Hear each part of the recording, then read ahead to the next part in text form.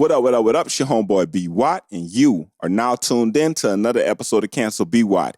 And in this episode, I'm going to be discussing the lawsuit against Jay-Z, Jigga Man, Hove, and Puff P. Diddy, Sean Combs' brother Love that was dropped earlier this week. Over 2 months ago, these two rap stars were accused of doing something very inappropriate to a then 13-year-old girl after an after party following the 2000 Video Music Awards a long time ago. This case was eventually dismissed voluntarily by the woman, and her claims were ultimately found to be baseless. Not only was this case against them dismissed voluntarily, but it was dismissed with prejudice, meaning the controversial lawyer, Tony Busby, will not be able to bring this particular matter up in court again. So for all intents and purposes, this matter is officially dead.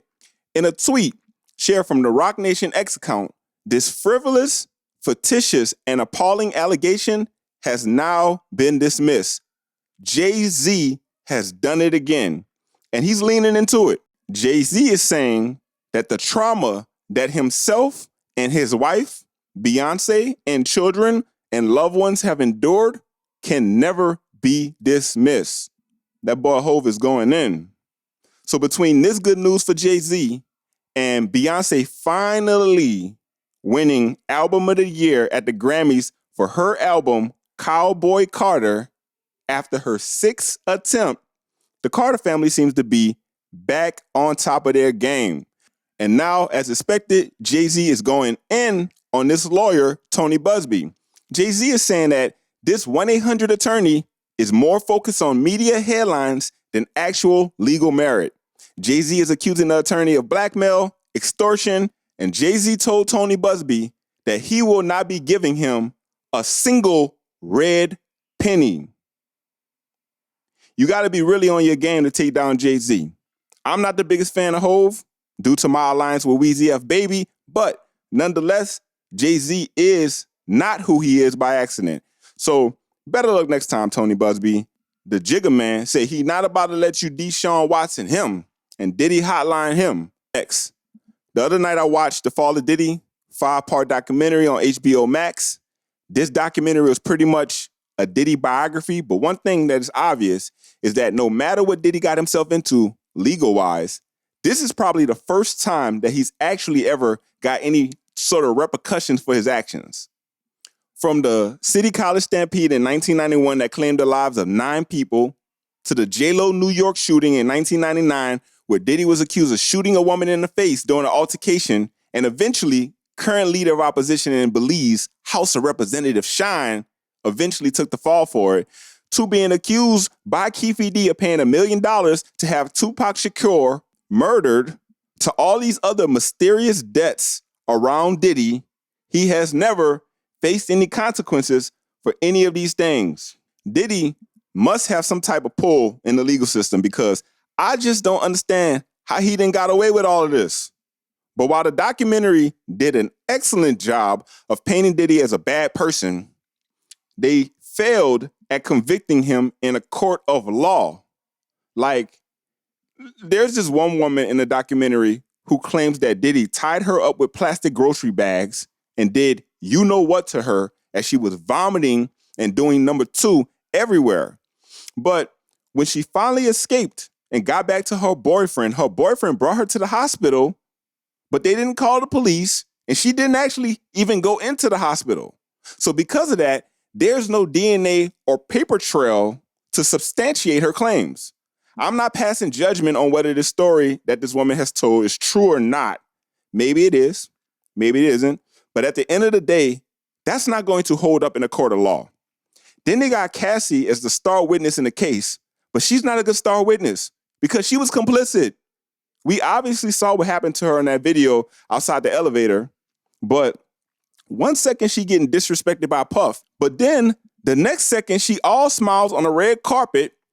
And while it's easy to put all the blame on Puff, it's obvious that Cassie chose to endure all of this so that she could stay in the spotlight, and she was complicit. Like I said, she was ordering these men with Puff. She was doing it without him knowing sometimes, and that's what Puff's lawyers are probably going to say as a defense. They're going to say, how is Cassie a victim when she was caught doing these things, even when Puff wasn't around. That's why they was arguing. Okay? So if she's doing it without his knowledge, how can she just then at the same time say she a victim?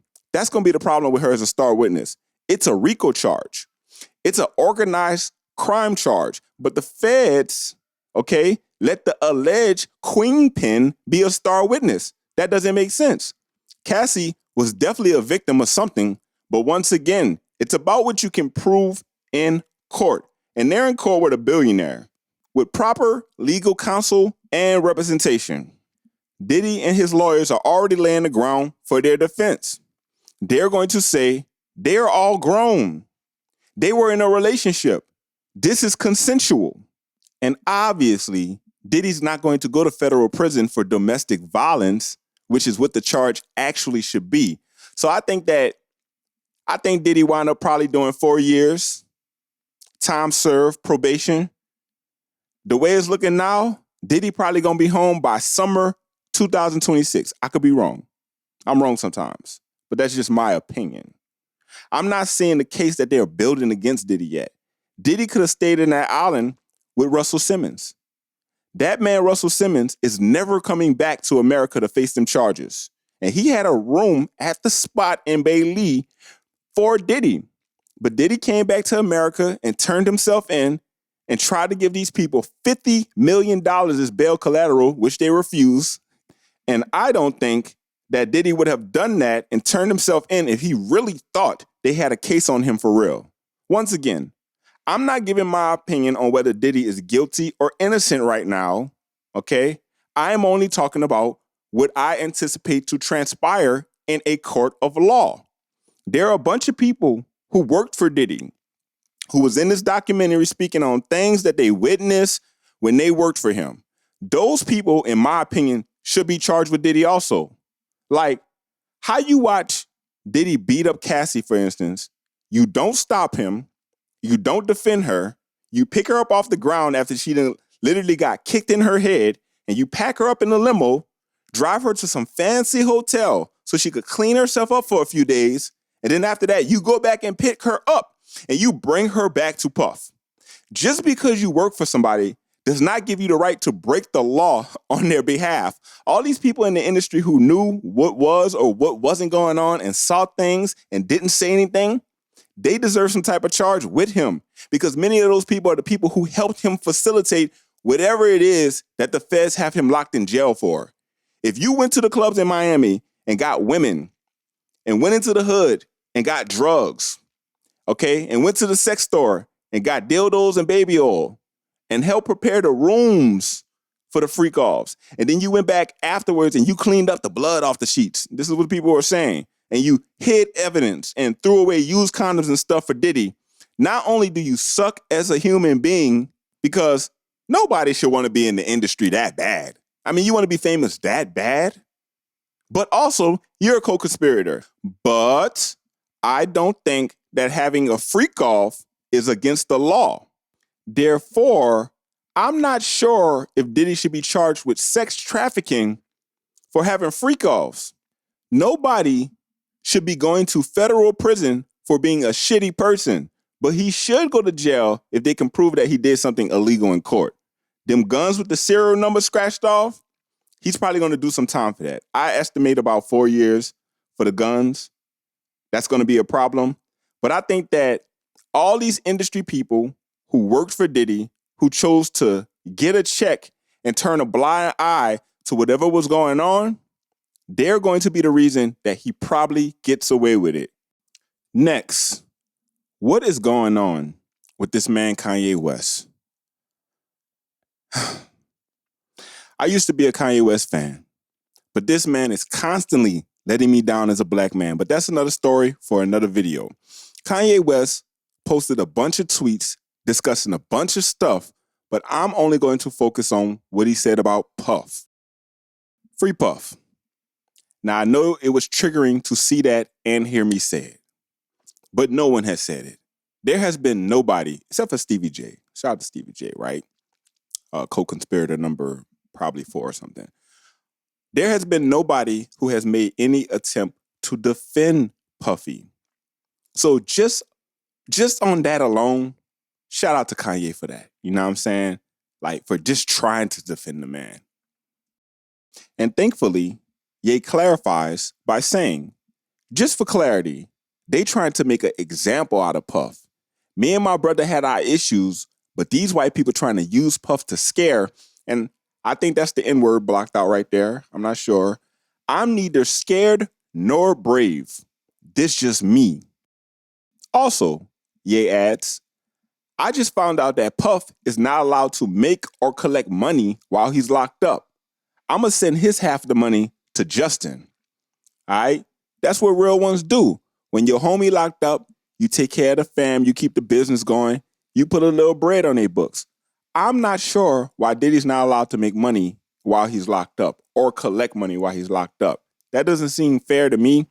But then again, I never been to the feds. I don't know nothing about the feds. I don't know how it works. So Ye then proceeds to announce that he's selling the Sean John collaboration that him and his brother spoke about before they locked Diddy up. We splitting the profits 50-50. I used to think that everything Kanye did and said was so revolutionary. Now I understand he's just selling a product. Now, I need a clarity on this one, okay? So, Ye says, anyone who calls my wife Grammy Look a stunt is dumb and lame. And you, okay, she been dressing naked for 2 years. That's true. Now, all of a sudden, it's a stunt. Every single B word on the planet wish they had her bravery, body platform, and access to money, and a husband that supported their personal expression. There are a lot of things that had to converge for this moment to happen. And this is the moment, okay? She pulls up in a fur robe or something like that, and then she pops out. Everybody thought she was naked, and I guess technically she is naked, but technically she's really wearing a nude see-through dress.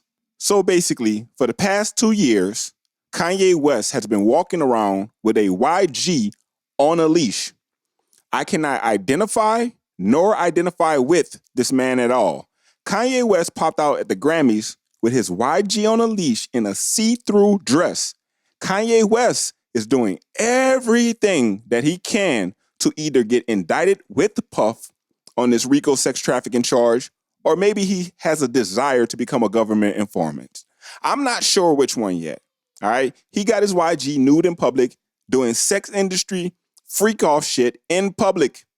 Kanye West is trying to move with this woman like Diddy was moving with Cassie, but way worse probably. I don't know.